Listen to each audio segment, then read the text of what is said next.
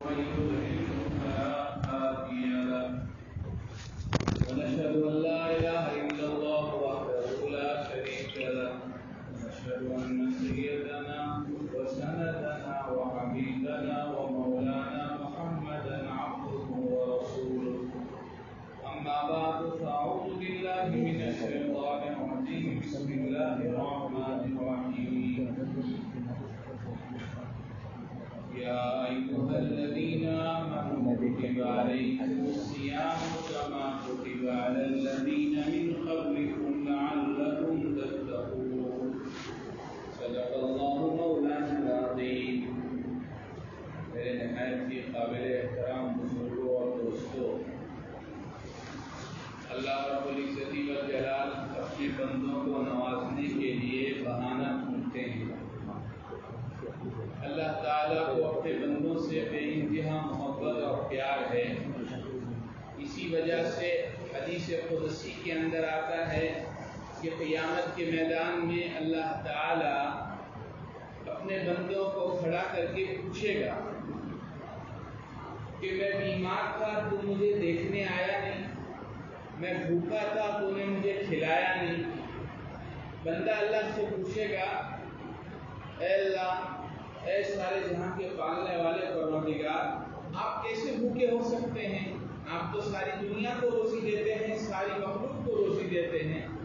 آپ کیسے بیمار ہو سکتے ہیں؟ سارے دنیا کے بیماروں کو شفا آپ دیتے ہیں.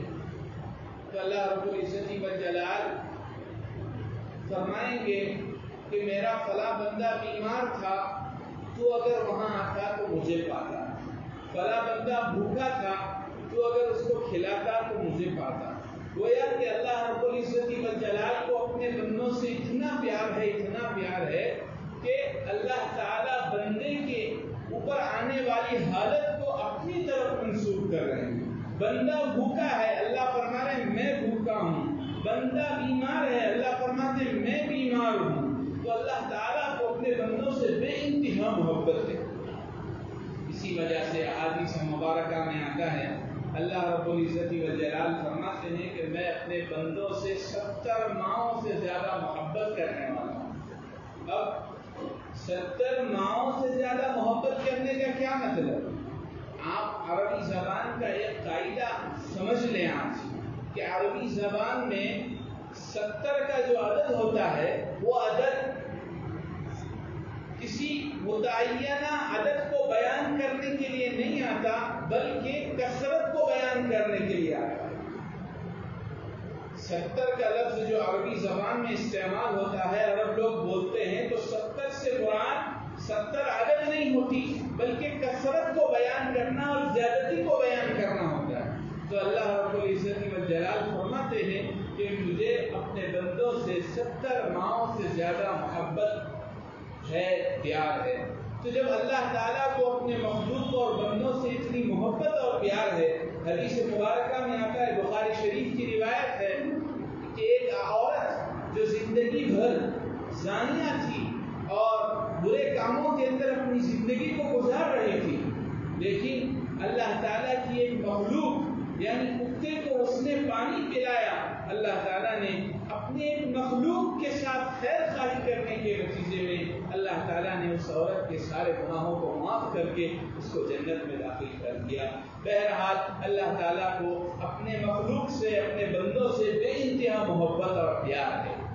بس اس محبت اور پیار کے نتیجے میں اللہ رب العزت والجلال اپنے بندوں کو ایسے مواقع عطا فرماتے ہیں کہ بندوں کی زندگی میں جو کوتاہیاں اور غفلتیں ہوئی ہیں اور جو گناہ ہوئے ہیں اور جو سستی اور اللہ تعالیٰ کی عبادت اور فرما برداری کرنے میں کمی آئی ہے، تو اللہ تعالیٰ بندوں کو ایسے موسم دیتے ہیں، ایسا وقت اور ایسا زمانہ عطا کر دیتے ہیں کہ جس زمانے کے اندر بندے اپنی اس کوتاہیوں کی تلافی کر لیں، اپنے اس اعمال کی جو کمی ہے اس اعمال کی کمی کو پورا کر لیں.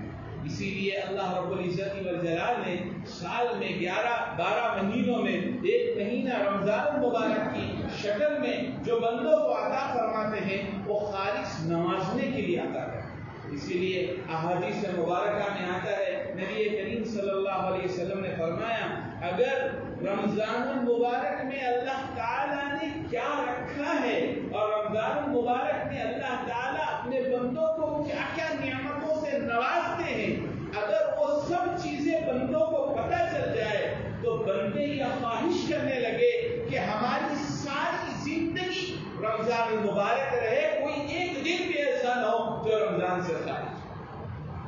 نبی کریم صلی اللہ علیہ وسلم نے الگ الگ انداز سے اپنے صحابہ کے دلوں کے اندر رمضان المبارک کے قدر و عظمت کو ڈالا اور رمضان المبارک کو وصول کرنے کا طریقہ سکھایا اور کہا کہ رمضان المبارک میں اللہ رب العزت والجلال اپنے بندوں پر خصوصی مہربانی کا معاملہ فرماتے ہیں کہ بندے جو 11 مہینے تک دنیا کے معاملات میں لگ کر کے اپنے بال بچوں کی زندگی کو بنانے میں لگ کر کے اپنی زندگی کو کاروباری زندگی میں لگا کر کے جو کمی کوتاہیاں رہ گئی ہیں وہ بندے رمضان میں آ جائیں اور رمضان میں آ کر کے اپنے ان تمام کوتاہیوں کی تلافی کر لیں. نبی کریم صلی اللہ علیہ وسلم نے صحابہ کے دل میں کیسی قدر و عظمت اس مہینے کے سلسلے میں ڈالی. میں صرف 2-4 روایتیں آپ کے سامنے پیش کرتا ہوں. اللہ کے رسول صلی اللہ علیہ وسلم کو اپنی امت سے بے انتہا پیار تھا. اس پیار کا نتیجہ یہ تھا کہ اللہ کے نبی ہمیشہ یہ فکر مند رکھتے تھے کہ میری امت کسی طریقے سے جہنم سے بچ جائے اور جنت میں چلی جائے, جہنم والے اعمال کرنا چھوڑ دے, جنت والے اعمال کی طرف آ جائے. اسی لیے اسی کڑن اور طلب اسی کڑن کو نبی کریم صلی اللہ علیہ وسلم نے ایک مثال سے سمجھایا. میری مثال ایسی ہے کہ ایک جگہ چراغ سلگائی گئی ہے, ایک شمع جلائی گئی ہے اور اس شمع کے اندر اور چراغ کے اندر پروانے یعنی چھوٹے چھوٹے کیڑے آ کر گر رہے ہیں. اور میری مثال ایسی ہے کہ میں جہنم کے اس شمع کے اندر جو میری امت کے افراد گر رہے ہیں میں ان کی کمر کو پکڑ پکڑ کر کے روک رہا ہوں کہ تم اس کے اندر گر کر کے اپنی دنیا اور آخرت کو برباد مت کرو, آؤ اور جنت کی طرف جاؤ. نبی کریم صلی اللہ علیہ وسلم کو اپنی امت سے اتنا پیار تھا کہ قرآن کریم میں اللہ تعالیٰ کو بہت سی جگہ پر یہ کہنا پڑا, اے نبی تیرا کام تو صرف پہنچانا ہے, تو ان کے پہنچانے کے بعد وہ عمل کریں یا نہ کریں اس سلسلے میں تجھے سوال نہیں ہوگا, تجھے پوچھ نہیں ہوگی. تو کیوں اتنا اپنے آپ کو بھلاتا ہے, تو کیوں اتنا فکر مند ہوتا رہتا ہے. نبی کریم صلی اللہ علیہ وسلم کے سلسلے میں اما عائشہ فرماتی ہیں اللہ کے رسول ہمیشہ فکر مند رہتے تھے. اور فکر کیا سوال تھی کہ میری امت کسی طریقے سے اللہ تعالیٰ کی عذاب سے بچ جائے اور اللہ تعالیٰ کی فرما برداری اور رضامندی کی جگہ میں داخل ہو جائے. تو نبی کریم صلی اللہ علیہ وسلم نے اپنے صحابہ کو اس مبارک مہینے میں وصول کرنے کا طریقہ کیسے کیسے انداز میں سمجھایا. چنانچہ نبی کریم صلی اللہ علیہ وسلم جب مکان بدلتا ہے, جیسے مسجد ایک مکان ہے, مسجد سے باہر جائیں گے بازار ہے, بازار دوسرا مکان ہے, بیت الخلا جا رہے ہیں وہ ایک مکان ہے, بیت الخلا سے باہر والا دوسرا مکان ہے. جب انسان مکان بدلتا ہے نبی نے دعا سکھائی. اسی طریقے سے جب زمان بدلتا ہے, صبح ہوتی ہے, حضور نے دعا سکھائی تاکہ میرے امت کے افراد جو ہے اللہ تعالیٰ کی جو زمین پر پیدا کرتا جو اشیاء ہیں, جن اشیاء سے ان کو نقصان پہنچ سکتا ہے, تو میری امت کے افراد ان نقصان دہ چیزوں سے اپنے آپ کو بچائیں. اس لیے وقتاً کی دعا سکھائی. چنانچہ نبی کریم صلی اللہ علیہ وسلم نے دیکھا کہ رمضان کا چاند جب نظر آتا ہے اللہ کے رسول نے دعا سکھائی, ہر مہینے کا چاند دیکھنے کی دعا سکھائی. ہلال خیر و رشد اللہم احل علینا بالامن والایمان والسلامۃ والاسلام. ہلال خیر و رشد, یہ ہر مہینے کا جب اردو چاند دیکھا جاتا ہے حضور نے یہ دعا سکھائی. لیکن رمضان المبارک جیسا جو ہے بابرکت مہینہ جب قریب آتا ہے تو نبی کریم صلی اللہ علیہ وسلم 60 دن پہلے یعنی 2 مہینے پہلے اپنے دعا کے انداز کو بدل کر کے اپنی امت کے ذہن میں یہ بات ڈال رہے ہیں کہ اے میری امت کے لوگوں دیکھو صرف 60 دن باقی ہیں, وہ بابرکت مہینہ آ رہا ہے جس میں اللہ تعالیٰ اپنے بندوں کی جو کمیاں رہ گئی ہیں اس کو پورا کرنے کے لیے دینے والے ہیں. تو رجب کا چاند دیکھنے کے بعد اللہ کے رسول نے اپنی دعا کے انداز کو بدلا اور کہا اللہم بارک لنا فی رجب و شعبان وبلغنا رمضان. اے اللہ شعبان اور رجب کے مہینے میں میری عمر میں برکت دے, میں رمضان کا بابرکت مہینہ پاؤں. اس کو ایک مثال سے اگر ہم سمجھیں گے تو ذرا اور اچھے انداز میں سمجھ میں آئے گا. ہمارے گھر کے اندر جو بوڑھے عورتیں ہوتی ہیں, بوڑھے مرد ہوتے ہیں, نانا دادا نانی ہوتے ہیں, تو یہ لوگ کیا کرتے ہیں, یہ لوگ دیکھتے ہیں کہ بھائی اپنے بیٹے کا نکاح ہو گیا ہے, نکاح ہونے کے بعد اب ان کی عمر بھی ڈھلتے جا رہی ہے تو وہ دعا کرتے ہیں اللہ سے, اے اللہ میری بیٹی کی گود بھری ہو تب تک مجھے دنیا میں زندہ رکھ. گویا کہ وہ اپنی عمر میں اضافے کی دعا کر رہے ہیں کہ میں اپنی ان آنکھوں سے اپنے بیٹے کے گھر پیدا ہونے والی اولاد کو دیکھوں. اب جب اولاد پیدا ہوتی ہے تو پھر خوشی کے مارے نانا دادا اور نانی دادی کہتے ہیں اے اللہ آپ نے میری دعا سن لی, میری عمر میں برکت دی, اب ذرا یہ اولاد تھوڑی کھیلنے والی چلنے والی اور دادا دادا بولنے والی بن جائے, اتنی میری عمر میں اضافہ فرما دے. یعنی اللہ تعالیٰ سے اپنے عمر میں بڑھوتری کے لیے ویزا کی درخواست کر رہے ہیں, اس لیے کہ یہ پوتا, یہ نواسا, یہ دادا اور نانا کی آنکھوں کی ٹھنڈک ہے اور وہ ان کو دیکھ کر کے خوشی محسوس کرتے ہیں اور ان کی نظر میں ان کی قدر و عظمت ہے. اب جب بیٹا جب بڑا ہوتا ہے تو اب دادا کو ہمیشہ فکر لگی رہتی ہے کہ یہ بیٹا اسکول کالج میں کامیاب ہو جائے, اچھے نمبر اچھی ڈگری حاصل کرے, جاب لگ جائے. جاب لگنے کے بعد اگر دادا زندہ ہے تو دعا کرتا ہے اے اللہ میری سب دعا تو نے سنی, اب ایک دعا آخری ہے کہ میرے پوتے کو جو جاب لگی ہے اب میں میرے پوتے کو کے گھر کے اندر ایک بیوی دیکھنا چاہتا ہوں جو اس کے لیے رفیق حیات ہو اور اس کی زندگی خوش ہو.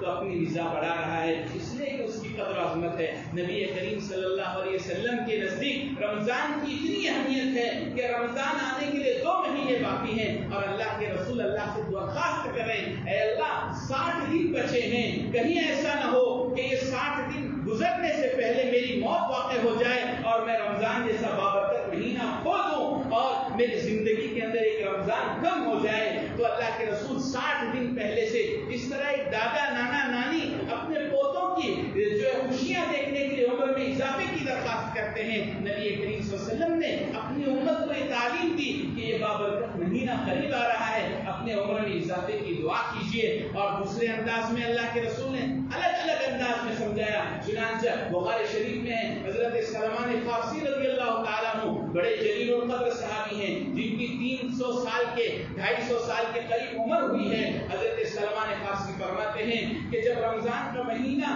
قریب آتا شوال کے آخری جمعہ میں اللہ کے رسول صحابہ کو جمع کر کے فرماتے کہ اے صحابہ تمہارے اوپر ایک بہت باعظمت مہینہ آ رہا ہے اور یہ باعظمت مہینہ برکتوں والا, صبر والا, حلم والا, بردباری والا مہینہ آ رہا ہے. گویا کہ اللہ کے رسول صلی اللہ علیہ وسلم اپنے صحابہ کے ذہنوں میں اس کی قدر و عظمت ڈالنا چاہتے ہیں. تو بہرحال نبی کریم صلی اللہ علیہ وسلم نے الگ الگ انداز سے اس رمضان المبارک کی قدر و عظمت ہمارے سامنے پیش کی اور کتنی بہترین اس مہینے کے اندر اللہ کے رسول نے اسکیم اور آفر دے. کیا آفر دے؟ کہا کہ اگر تم نفل نماز پڑھو گے, نفل عبادت کرو گے, اللہ اس نفل کا ثواب فرض کے بقدر دے. آپ علماء کرام سے پوچھ سکتے ہیں کہ سال کے 11 مہینے ہیں نا, یعنی شوال سے لے کر شعبان تک یہ 11 مہینے میں کوئی بھی ایسی نفل عبادت نہیں ہے اور پورے 11 مہینے میں اگر روز 2 رکعت نفل پڑھو اور اس نیت سے پڑھو کہ یہ ساری 2 رکعتوں کا ثواب مل کر کے ایک فرض کا ثواب ملے, ثواب نہیں ملے. اللہ کے رسول صلی اللہ علیہ وسلم نے فرمایا رمضان کے مہینے کی خصوصیت ہے کہ اس میں آپ نفل عبادت کرو, اللہ تعالیٰ آپ کو فرض کا ثواب دیں گے. آپ فرض ادا کرو, اللہ تعالیٰ اس فرض کا ثواب 70 گنا بڑھا دیں. اب 70 گنا کیسے؟ اب 70 کے لیے وہ ضابطہ یاد ہے آپ کو جو میں نے شروع میں کہا. عرب لوگوں کے نزدیک 70 کا جو عدد بولا جاتا ہے وہ عدد کو بیان کرنے کے لیے نہیں بولا جاتا بلکہ کثرت کو بیان کرنے کے لیے بولا جاتا ہے. تو اللہ تعالیٰ جو فرض ادا کریں گے اس کا ثواب جو ہے انسان کی نیتوں کے بقدر بڑھا کرے. دیکھو عمل کے اندر وزن اللہ کی یہاں مطلوب ہے, عمل میں کثرت اللہ کی یہاں مطلوب نہیں. کہیں بھی قرآن کریم میں اللہ نے ایسا نہیں کہا کثرت سے عمل لاؤ تو میں قبول کروں گا. اللہ نے کہا کہ عمل لاؤ تھوڑا ہو لیکن اس کے اندر وزن ہونا چاہیے. اسی لیے لکھا ہے اللہ کے رسول نے فرمایا میرے صحابہ کی یہ گھگلی صدقہ کرنا بعد والوں کے احد پہاڑ صدقہ کرنے سے بھی زیادہ بڑا ہے. کیا وزن تو احد پہاڑ میں زیادہ ہے کہ گھگلی میں زیادہ ہے؟ کثرت میں احد پہاڑ زیادہ ہے لیکن وزن میں گھگلی زیادہ ہے. عمل میں جو وزن پیدا ہوتا ہے وہ 3 چیزوں سے پیدا ہوتا ہے. عمل میں جو وزن پیدا ہوتا ہے وہ 3 چیزوں سے پیدا ہوتا ہے. نمبر 1 ایمان. ایمان کے بغیر کوئی عمل کے اندر وزن آ ہی نہیں سکتا, یہ شرط اول ہے. نمبر 2 اخلاص. یعنی جو عمل آپ کر رہے ہیں اس عمل میں خالص اللہ کی رضا مقصود ہوگی تو وہ عمل کے اندر ثواب مرتب ہوگا. ایسے ہی جو 70 گنا لکھا ہے جیسے فرض کا 70 گنا تک ثواب ملے گا تو یہ کیسے؟ جس کا اخلاص جتنا زیادہ ہوگا اس کے بقدر، جس کا اخلاص 10% کا ہوگا اس کو 10%، جس کا 20 اس کا 20، جس کا 30 اس کا 30، کسی کا 70 تک بھی جائے گا. تو اللہ تعالیٰ عمل میں وزن جو پیدا کرتے ہیں وہ دوسری چیز ہے اخلاص. اخلاص کے بغیر کوئی عمل اللہ کے یہاں قابل قبول نہیں ہے. عمل سارے کے سارے بیکار اور بے وزن ہیں. نمبر 3 صدق. صدق کس کو کہتے ہیں؟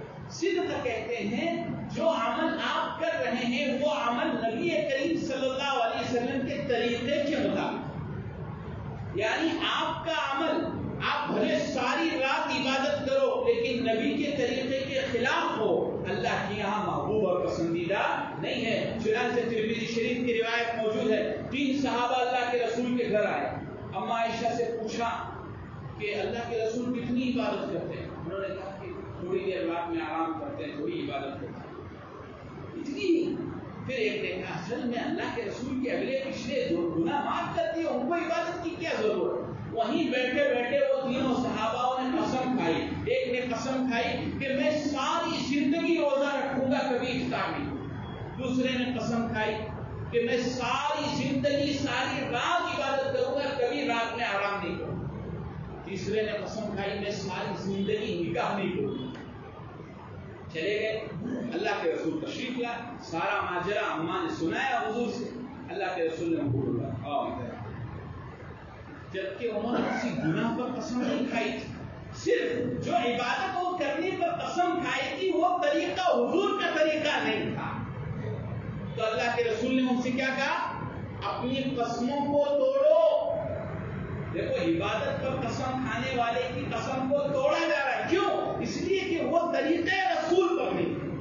ہمارا عمل اللہ کے یہاں جو قبول ہوگا اس کے اندر یہ ہے کہ ہمارا یہ عمل حضور کے عمل سے ملتا ہے، اللہ کی بارگاہ میں قبول ہوگا. نہیں ملے گا تو نہیں قبول ہوگا. تو وہ تینوں صحاباؤں کو قسم توڑوائی اور اللہ کے رسول نے کہا کفارہ دو، اور تم سے زیادہ اللہ کا خوف رکھنے والا میں ہوں، تم سے زیادہ اللہ کی عبادت کرنے والا میں ہوں. میں روزہ بھی رکھتا ہوں، افطار بھی کرتا ہوں، میں رات کو سوتا بھی ہوں، عبادت بھی کرتا ہوں، میں نکاح بھی کرتا ہوں.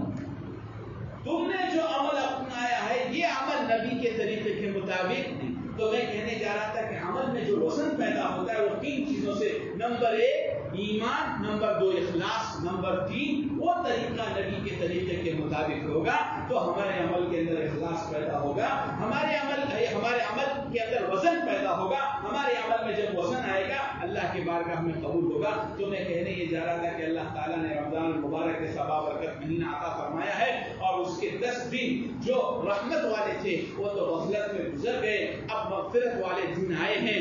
ہمیں چاہیے کہ ہم ان دنوں میں وہ کام کریں جن کاموں سے اللہ تعالیٰ کی مغفرت کے مستحق بن جائیں. اللہ تعالیٰ کے پاس زیادہ سے زیادہ استغفار کا اہتمام کریں. استغفار یہ بہت بڑی چیز ہے. حضرت اعظم علیہ السلام نے بھی قرآن کریم میں استغفار کرنے کا تذکرہ آیا. حضرت نوح کے استغفار کرنے کا تذکرہ آیا. حضرت ابراہیم کے استغفار کرنے کا تذکرہ آیا. خود نبی کریم صلی اللہ علیہ وسلم کے استغفار کا تذکرہ. جبکہ ہم سب کا یہ عقیدہ ہے کہ تمام انبیاء معصوم ہیں، نہ ان سے صغیرہ گناہ ہوتا ہے نہ کبیرہ گناہ ہوا ہے. جب معصوم ہیں تو ان کو استغفار کی کیا ضرورت؟ تو معلوم یہ ہوا کہ استغفار صرف گناہوں کی معافی کے لیے نہیں کیا جاتا بلکہ اللہ کے تقرب حاصل کرنے کے لیے اور اللہ تعالیٰ کی عبادت کی شکرانے کے طور پر. جیسے نبی کریم صلی اللہ علیہ وسلم جب عبادت کرتے تھے تو اپنے پیروں پر ورم آ جاتے تھے، اتنی دیر کھڑے رہتے.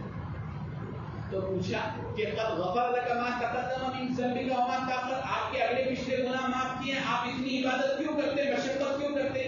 اللہ کے رسول نے جواب دیا افلا اكون عبدا شکورا، کیا میں اللہ تعالیٰ کا شکر گزار بندہ نہ بن جاؤں؟ تو بہرحال یہ مغفرت کا عشرہ چل رہا ہے، ہم اسے زیادہ سے زیادہ وصول کرنے کا اہتمام کریں. اور اس کے بعد والا جو عشرہ آ رہا ہے وہ جہنم سے خلاصی کا عشرہ ہے. کہیں ایسا نہ ہو جائے کہ نبی کریم صلی اللہ علیہ وسلم کی جمعہ کے دن جبرائیل امین نے جس بددعا کے کلمات ممبر پر چڑھتے ہوئے کہے تھے اور نبی نے جس بددعا پر آمین کہی تھی کہیں ہم اس بددعا کے مستحق نہ بن جائیں. نبی کریم صلی اللہ علیہ وسلم پہلی سیڑھی چڑھے, دوسری پر چڑھے, آمین کہا, تیسری پر چڑھے, آمین کا, تینوں پر جب آمین کا, نماز کے بعد صحابہ نے پوچھا اے اللہ کے رسول آج ایک نیا عمل آپ سے ہم نے دیکھا, اس سے پہلے کبھی نہیں دیکھا تھا. اللہ کے رسول نے فرمایا جبرائیل میرے پاس آئے تھے خطبے کے لیے چڑھنے سے پہلے, اور جبرائیل نے کہا وہ آدمی برباد ہو جائے, وہ آدمی ہلاک ہو جائے جو رمضان کا مہینہ پا کر کے اپنی مغفرت کرتا.